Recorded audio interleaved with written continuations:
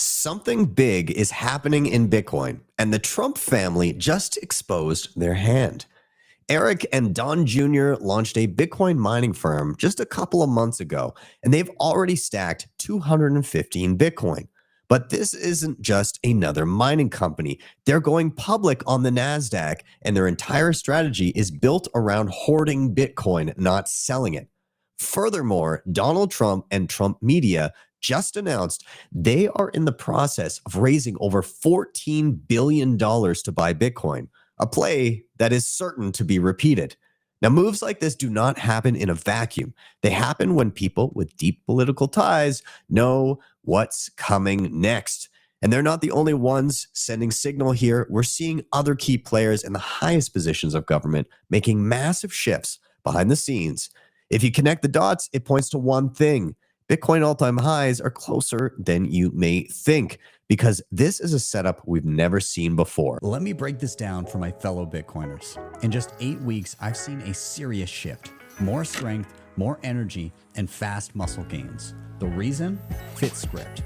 They ran 124 biomarkers, blood, hormones, inflammation, and built a fully custom plan: nutrition, training, supplements. No guesswork, no templates. This is functional medicine meets precision fitness for high-performing men who want sovereignty over their health. If you care about optimization the way you care about your money, test, don't guess. Don't trust, verify. Hit the link in the description or scan the QR code on the screen to check out FITSCRIPT and see what's possible. Yeah, let's chat what is going on. Like the whole Trump family is very clearly positioning themselves for something that is coming, right? We've got Trump's American Bitcoin. It merged with Griffin. It reports 215 Bitcoin on their balance sheet since launch. Now, a few things here. They did a June 10th SEC filing, disclosing how many Bitcoin, of course, but they are currently, and by the way, that's worth around 23 million there. So not like huge, but it's also like ties to the president, all that kind of stuff. It's meaningful. What's 23 million between friends, buddy? That's nothing. Exactly. Now, my favorite quote here from the filing: Bitcoin accumulation is not a side effect of BTC's business. It is the business. So this is very Trump-esque way to say things. But furthermore, BTC has entered into a merger with Griffin Digital Mining, and the combined company is expected to begin public trading under the ticker ABTC as early as Q3 of this year. So the underlying theme here is going to be why now, what is coming. And so let's continue down the road here. So I also chatted about Trump Media. So Trump Media, they've already raised 2.3 billion, and they're in the process of raising up to another 12 billion. And when you lay this out, the 2.3 billion is around 21,650 Bitcoin. And then if they were to raise 12 billion, that's another 112, almost 113,000 Bitcoin for Trump Media, of which Donald Trump is, if I'm not mistaken, the majority owner. So pretty massive there in terms of just the Trump family. So they're obviously plugged in. They are as plugged in as you possibly could because Trump is the president. So he's clearly going to know what is coming just around the corner. And so one of these things was discussed recently by the crypto czar, David Sachs, and he's talking about something called the Clarity Act. So let's take a listen to what David Sachs had to say. And this was just if I'm not mistaken, this was just in the past day. So let's take a listen. We want to know that this is going to be the framework for 10 or 20 years. And, because otherwise you might choose a jurisdiction to do your startup where that does provide that certainty. So, at the end of the day, I think the purpose of legislation is just provide that stability. And it's precisely because it's so hard to get legislation passed that it also creates tremendous stability. again, if you need 60 votes to pass something, it also takes 60 votes to change it. I mean, you could argue that in a way that's almost too high. It's kind of a supermajority standard. But if you do manage to get a bill passed, then it does provide tremendous stability in our system. And so I think there's, a very good chance that, well, first of all, I think the Genius bill is going to pass. I think we will get that framework for stablecoins, and I think we will get that framework for market structure next. Solutions grounded in legislation, stability that is built to last. I can't think of a better theme to end this conversation on. David Sachs is the... You want to know that. So let's chat about what the Clarity Act does. And Nathan, I'm curious if you want to maybe pontificate on what the Clarity Act allows for when it comes to banks and Bitcoin. Essentially, what we're getting there is clear guidance and regulation surrounding banks custodying and using Bitcoin. And then, of course, that paired with the Genius Act, or Genius Bill, that is then the outlook on basically stable coins. Not to mention, we've got the Bitcoin bill sitting in the wings as well there, too, from Senator Lummis. Essentially, what we've got here is a really interesting situation. And I know that Nick Bhatia had hinted at this beforehand, too, that we're coming into potentially a new phase in Bitcoin where the people that are looking to accumulate, use, custody, store, all that fun stuff as well, too. Team, banks don't have to take money to buy Bitcoin. They are the fiat printing machine. People with the ability to print fiat are now in the position where they may be able to custody and hold and accumulate Bitcoin as well, too. All this being laid out in the Clarity Act. Yeah. It's again, we're on the cusp of a point in time where people will just see in their regular banking app, like, hey, do you want to, switch over to Bitcoin? Do you have your Bitcoin account? You log in, you see your checking, your savings, and your Bitcoin. Maybe Bitcoin just replaces the savings account, because who wants really should 0.2% or something so on your melting ice cube.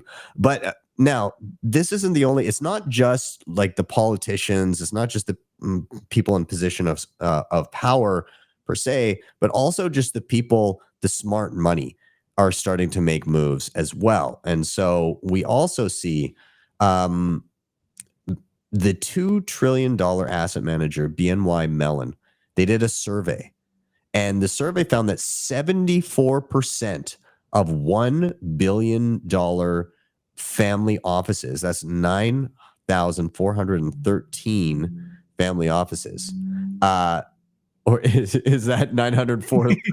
Or is he saying the billion is 9413? I think that's what he's doing. Nonetheless, 74% of the family offices that they surveyed are exploring buying Bitcoin and crypto.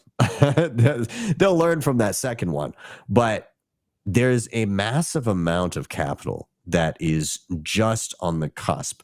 Now, again, the question is, why is everybody moving? Now, you could say like in terms of these family offices and everything, it's that Overton window shifting and the normalization of Bitcoin, but why is Trump and all of these politicians normalizing it? What do they see, and why do they see the need to do this? And so we're starting to see hints of this. Now, Trump, it's no secret that he's not a fan of J-Pow over there, Mr. Jerome Powell, head of the Federal Reserve. He's wanting him to cut rates, and Jerome is not doing that, not complying. But Jerome Powell is out of there in 2026. His term is up. So Trump is already trying to find the replacement. And there's been rumblings that the Treasury Secretary, Scott Bessent, is a front runner to succeed Fed Chair Jerome Powell in 2026. Now, why is this any different? Well, Bessent is, let's just say, he's a money printer go burr maximalist. And seemingly so is Donald Trump now.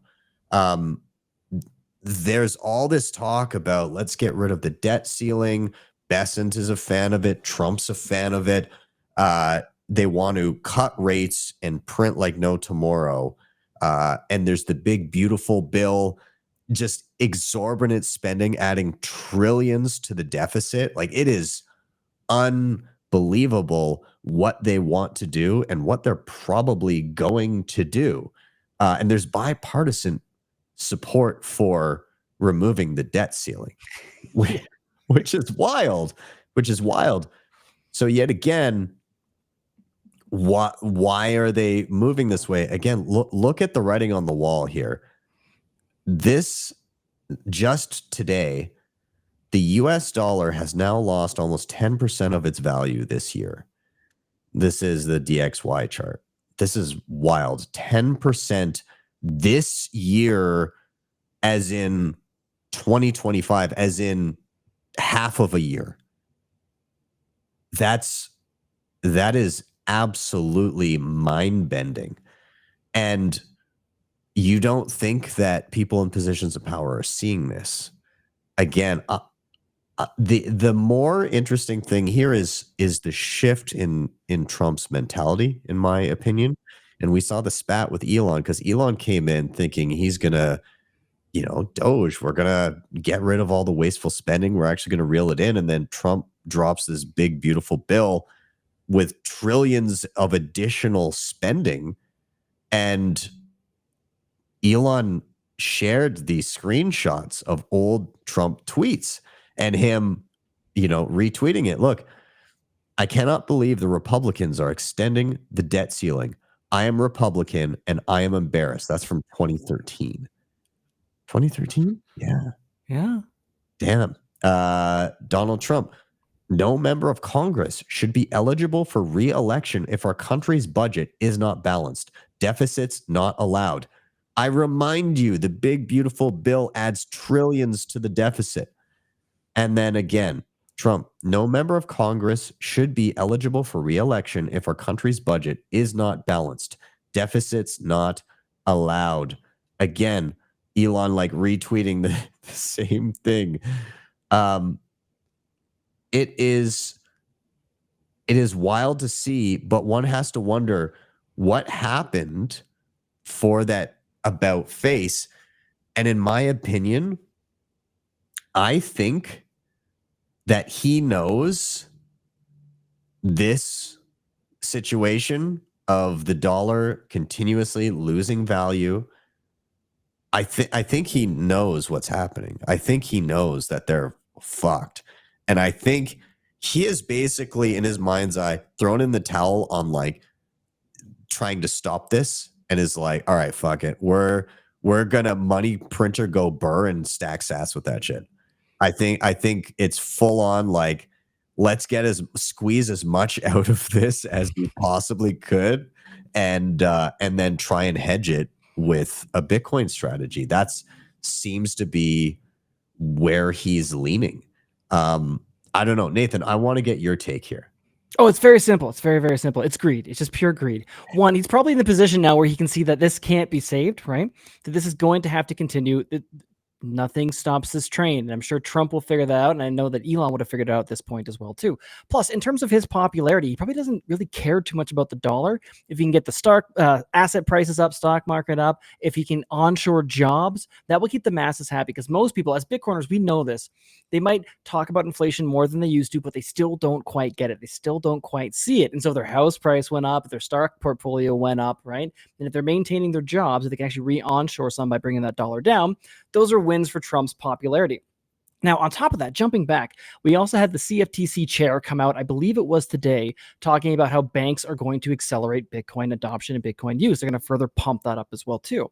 Now, don't think for one second, it's a big club and we ain't in it. Don't think for 1 second before any bill kind of goes to the floor that they don't at least have those votes in the bag or think that they do. There is absolutely conversations happening behind the scenes. They would have, call it maybe insider trading. I don't know. Would they ever do that? Would they ever take advantage of their positions of power and government on these committees and in these rooms and in these backdoor deals? Would they ever think to be like, I know something might be coming. Perhaps I should position myself so that I could take advantage of it. Regards to the Clarity Act.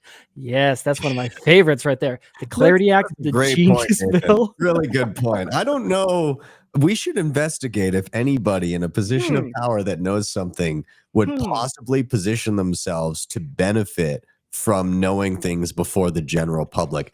I don't know. That could be a thing that somebody might do. Yeah. I'm uncertain though. Ben, I see you've pulled something up here. It's wonderful Nancy Pelosi. Would you believe just how much of an amazing trader she is? Oh my God, she's so good. I could only hope to be as good as her. She must be an absolute wizard with charts. Oh, she's got lines and curls and Fibonacci shit all over that thing. She knows exactly what she's doing. At least it would appear to be the case, because if not, you might consider that kind of like insider trading and taking advantage of your position of power. But don't worry, guys. Don't worry. Trump's a Republican, right? And that's different. And they would never do the same fucking thing. That would sorry. They would never do the same thing. No, absolutely. Of course it is. If you see someone who is in a position of power as a billionaire elite to begin with, and is now the president of the United States, if you see him filling his bags, it's more than a 50-50 shot. Yeah. I would say you're bearish on the percentage there. I would say you're a little bearish on that, but hey. Bitcoin Well is the best place to be buying and selling Bitcoin in Canada and the US. And now with Bitcoin Well Infinite, it's also the best place to be making large buys at their OTC desk of over $50,000. Their white glove service gives you fast transactions, no slippage, and the lowest fees. You can scan the QR code on the screen or simply head to bitcoinwell.com/BTC sessions to sign up today. And you can share your own personalized referral link to earn commissions.